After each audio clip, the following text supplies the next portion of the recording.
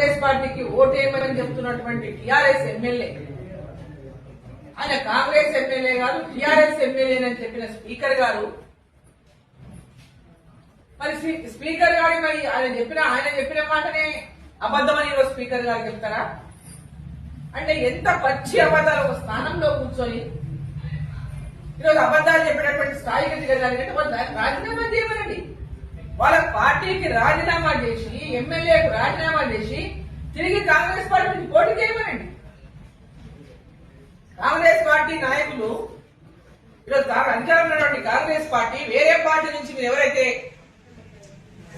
కాంగ్రెస్ పార్టీలోకి మార్పించుకున్నారో BRS party ఎమ్మెల్యేనంతా వారందరితో రాజీనామాలు చేయించండి. రాజీనామా చేయించి మీరు ఎమ్మెల్యే కూడా రాజీనామా చేపియండి, ఎమ్మెల్యే సభ్యత్వానికి రాజీనామా చేపియండి, చేపించి మళ్ళీ ఎన్నికలు జరపండి, కాంగ్రెస్ పార్టీని నిలబెట్టి గెలిపించుకునండి.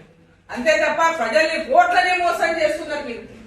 ఈవెన్ స్పీకర్ గారు కూడా కోట్లను మోసం చేస్తున్నారంటే ఇంతకంటే దారుణం ఇంకేముంది?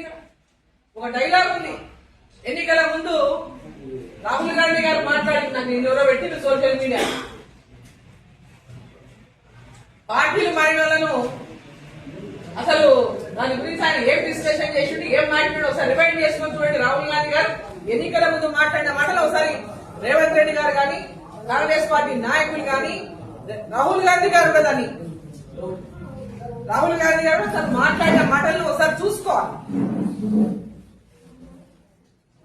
అటువంటి వాటికైతే ఆవియకూడదు, పార్టీలు మారితే ఇట్లా చేయాలి అట్లా చేయాలని డైలాగ్ కొట్టిండు రేవంత్ రెడ్డి గారు అంతకు. మరి ఈ రోజు బరాబర్ పార్టీలు మార్చుకున్నారు. వాళ్ళు చేసిన పని వాళ్ళ టీఆర్ఎస్ పార్టీ చేసిన పని, ఆనాడు బీఆర్ఎస్ పార్టీ చేసిన పని ఇలా కాంగ్రెస్ పార్టీ చేస్తున్నారు. ఈరోజు అర్బన్ ఏరియాస్ లో గాని, ఈరోజు ఇన్ఫ్రాస్ట్రక్చర్ గాని, రోడ్లు గాని, రైళ్లు గాని, అనేక అభివృద్ధి పనులు, విద్య గాని, వైద్యం గాని అనేక రంగాల్లో ఈరోజు నిధులు ఇస్తున్నది అంటే కేంద్ర ప్రభుత్వం నిధుల ద్వారానే ఇలా మున్సిపాలిటీలు అభివృద్ధి జరుగుతా ఉంది. ప్రత్యేకంగా మన మహబూబ్ నగర్ మున్సిపాలిటీని తీసుకున్నా కూడా ఈరోజు మనకి ఇది కార్పొరేషన్ అయింది. మహబూబ్ నగర్ మున్సిపాలిటీని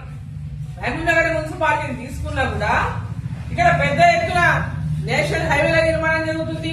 మహబూబ్ నగర్ చుట్టుముట్టు కూడా నేషనల్ హైవేల నిర్మాణం జరుగుతుంది, బైపాస్ నిర్మాణం జరుగుతుంది. మహబూబ్ నగర్ కి కొత్త బైపాస్ మళ్ళా మనం శాంక్షన్ చేయించినాం. నేను మళ్ళా ఈ గ్రామాలు అంటే టౌన్ లోంచి ఎలాంటి ట్రాఫిక్ లేకుండా రౌండ్ గా ఉండాలని చెప్పి ఇక్కడ నుంచి కూడా బైపాస్ ఉండాలని, ఇరువైపులా ఉండాలని మళ్ళీ ఒక బైపాస్ లో శాంక్షన్ చేయించిన. టౌన్ లో ఉన్నటువంటి ఎక్కడెక్కడైతే ట్రైన్ మనకు రైల్వే గేట్లు పడుతున్నాయో అక్కడ పెద్ద ఎత్తున ట్రాఫిక్ నిలిచిపోతున్నది.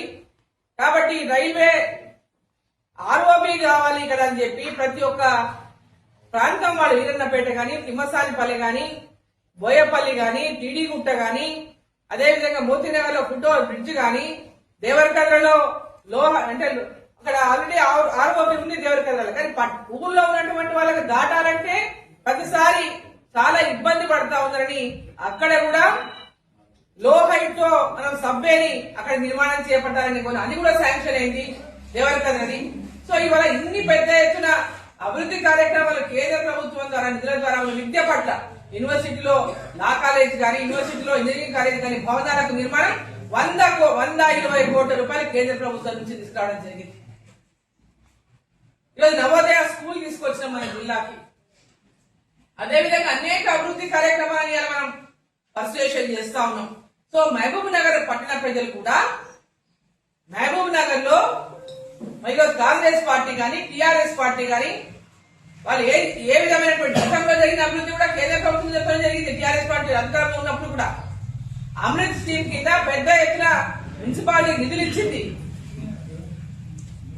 మున్సిపాలిటీలో దాదాపు 100 కోట్ల నిధులను కేంద్ర ప్రభుత్వం ఖర్చు పెట్టినారు గతంలో ఉన్నటువంటి టీఆర్ఎస్ ప్రభుత్వంలో హయాంలో కూడా. సో నేను ప్రజలందరినీ కోరుతా ఉన్నా, మహబూబ్ నగర్ పట్టణ ప్రజల్ని మొట్టమొదటిసారిగా ఇది కార్పొరేషన్ అయింది మహబూబ్ నగర్ టౌన్.